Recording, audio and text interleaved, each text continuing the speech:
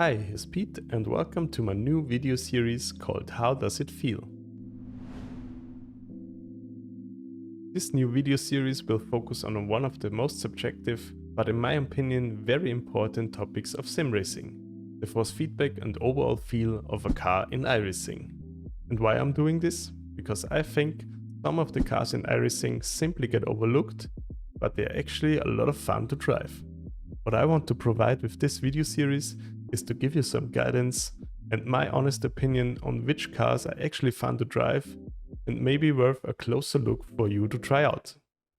Because for me personally, I always tend to come back to cars that are the most fun to drive and not necessarily the fastest or the most popular.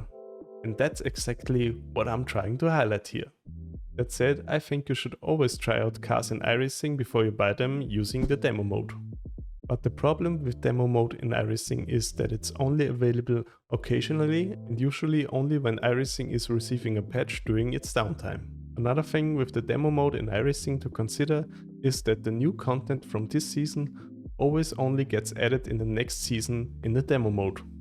So you really can't try out the new stuff before you buy it.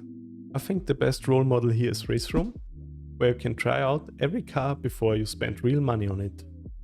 I'm just hoping that this feature finds its way to iRacing as well at some point, but until this happens, I give you my 2 cents on why a car may be worth a try for you.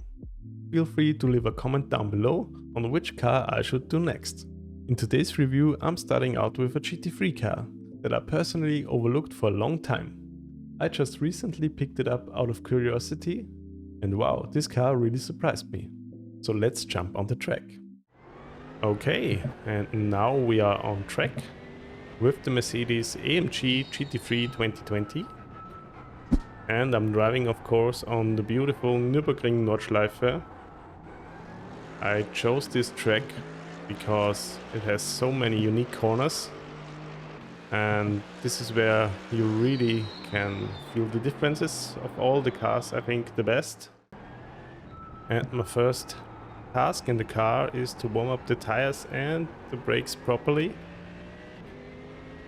As you all know, the GT3 cars in iRacing received a huge tire model update this season. And now the tires really take a lot more time to get warm and you really have to be careful with understeer on the first few laps of a race. But I have to say, the feeling on turn-in with cold tires is much easier to get for me with the front-engine cars in iRacing. I'm really having a hard time with the new tire model with mid-engine cars like the Acura to feel the front end of the car with the cold tires. When everything is warmed up, it's fine. But as long the tires are cold, it's much easier to me to jump in a car that is front-engined, such as the Mercedes or the Ford Mustang for instance. But overall, I think the new tire model in iRacing is a step in the right direction. When the tires are warmed up, force feedback even feels better than with the old tire model, and I really like that.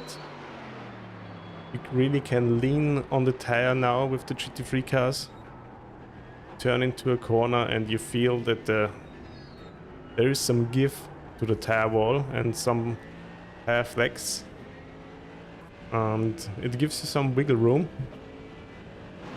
I would say the new tire model gives you some wiggle room when you are driving through corners and you're approaching the edge of the grip. Feels really nice, and now I will try to warm up the tires and I will come back to you later. Okay, now the tires have warmed up a little more and I already can feel how the front end of the car is gripping up much better through the corners, and you really can feel the tire load now when you're turning into a corner. And please excuse my driving around here, I'm still learning the Nordschleife. and I'm of course not fast at all. Okay, let's talk about the force feedback of this Mercedes-AMG GT3 car.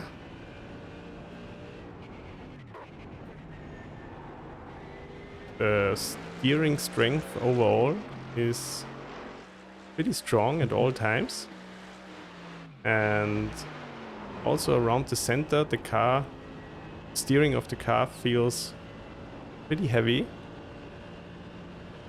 and as already said, when you're turning into the corner you really feel the front end grip in the wheel when the tires are warm though. And the suspension of the car feels pretty soft compared to other cars in iRacing, especially when you're going over curbs or over road bumps. It's a really smooth feeling through the wheel, but I saw the comparison video of Daniel Morat where he talked about this car, and he also raced this car in real life, and he said that the force feedback is actually pretty accurate. What I like most about this car is that it's very stable under braking, and you really can get a good rotation out of the car with brake inputs. Of course, it depends on the brake bias you set it to. Other than that, the car has a lot of torque, so please be careful with your throttle inputs, especially when the tires are cold. I'm always adjusting the traction control to help me out when the tires are not up to temperature. Don't just spin out.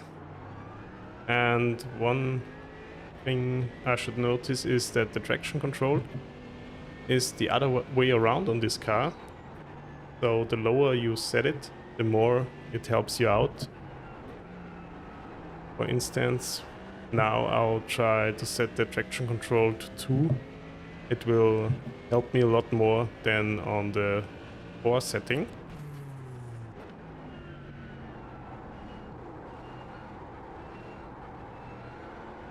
Other than that, out of the corner the car feels not too understeery under throttle. There are much worse cars in the service that do that a lot, and I really don't like that. And yeah, the overall force feedback feel is just so nice. It really has a heavy feedback when you're loading up the tires, and the resistance in the steering wheel is pretty strong at all times. But you also can feel very good when the tires are losing grip. Okay, let's approach the second lap around the Nordschleife. Tires now a bit warmer now. And yeah, I have to say, I picked up this car out of curiosity.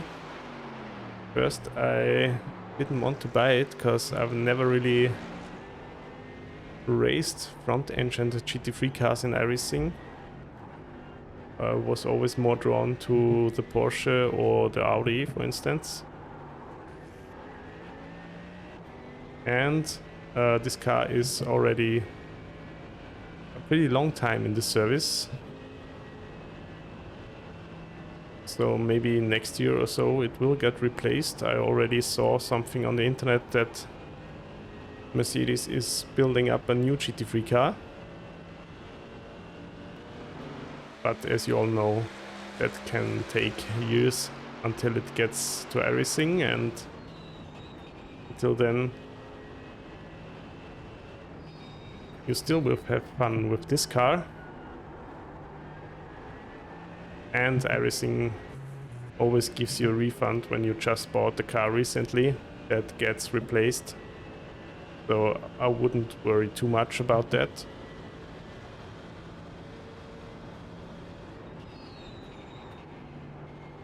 Yeah, I tried this car out in the demo mode, I think 2 seasons ago, and I really fell in love with it. It's a nice switch up to the other cars, that are in the GT3 class. And you can race this car in the GT3 Sprint Series, in the GT3 Fixed Setup Series, and of course in the GT3 Endurance Series. And this car class is also represented in the IMSA Racing Series, which are also with fixed and open setup on iRacing. And of course there are a lot of endurance races which feature GT3 cars.